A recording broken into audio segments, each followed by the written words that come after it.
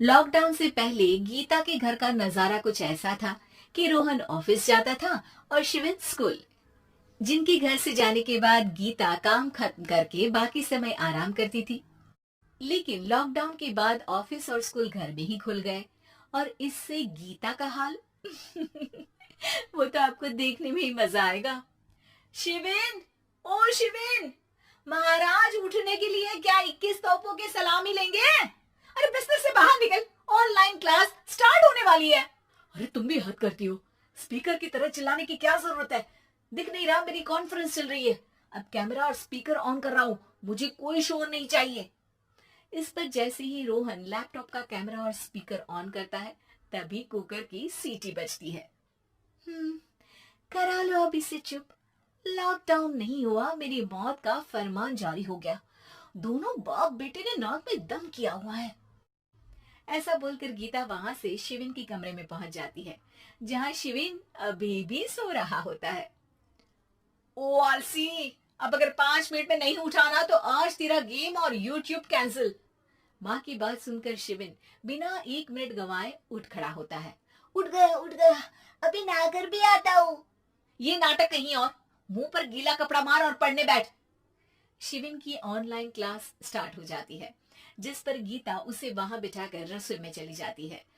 थोड़ी देर में उसे कमरे से कुछ आवाज सुनाई देती है, जिसे सुनकर वो कमरे में वापस आती है। हाय राम, तुझे क्लास अटेंड करने के लिए बोला था, कैमरा ऑफ करके बिस्तर पर नाचने के लिए नहीं बोला था। मम्मी मुझे कुछ समझ नहीं आ रहा, आप बाद में पढ़ा देना ना। वैसे भी अटेंडेंस तो लगी गई है। हाँ हाँ बेटा, जरूर बन जा। तू अभी से हम सबका बाप बन जा। अरे नहीं मतलब कहाँ से लाते हो इतना दिमाग, और पढ़ाई करते हुए ये चला कहाँ जाता है? नाइस क्वेश्चन, दिमाग से पूछकर बता दूंगा। शिविन की बातों से परेशान होकर गीता उसे मारने के लिए जैसे ही आगे बढ़ती है तभी वो कमरे से बाहर भाग जाता है। अब शिविन आगे आगे और गीता हाथ में चप्पल पकड़े उसके पीछे पीछे पूरे घर में दोनों घूम रहे होते हैं। इसी बीच वो रोहन के पास पहुंच जाता है और शिविन को मारने वाली चप्पल रोहन के लैपटॉप पर जाकर गिरती है। ओए माँ! मम्मी, आप पापा को चप्पल मार रही हो? वो आज तक के रिपोर्टर, चुपचाप जाकर क्लास अटेंड कर ले, नहीं तो अगली तेरे पीछे लगेगी। इस पर शिविन वहां से चला जाता है, जिसके बाद रोहन गीता से कहता है, इस सर्कस के लिए कुछ बोलना चाहोगी? अरे क्या करूं, जब से तुम दोनों घर में रहने लगे हो घर अपने आप ही सर्कस बन गया है और मैं तुम्हारी नौकर। कभी बेटी को संभालो तो कभी बाप के नखरे उठाओ।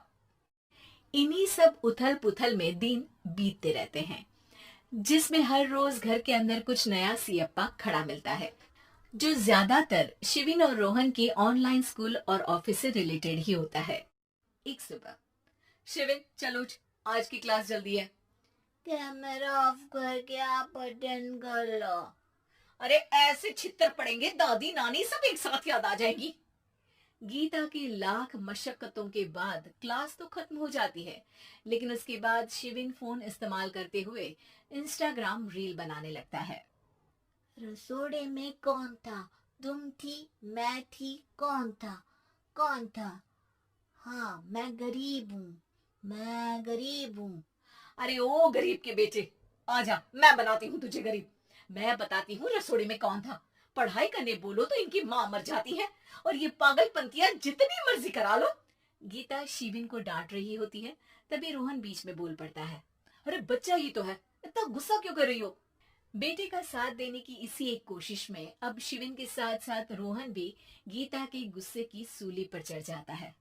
अगर बेटे पर इतना ही प्यार आ रहा है तो इसे क्लास अटेंड क्यों नहीं कराते, इसका होमवर्क क्यों नहीं कराते?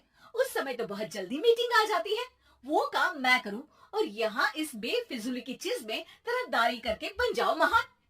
हे भगवान, कोई तो इनके ऑफिस और स्कूल खुलवाओ, मैं इन्हें और घर में नहीं सह सकती। अरे कुछ और मांग लेती, क्योंकि तुम्हारी ये विश इस साल तो पूरी होने से रही, कोरोना। हाय नास बेटे ने जिंदगी ही बर्बाद कर दी।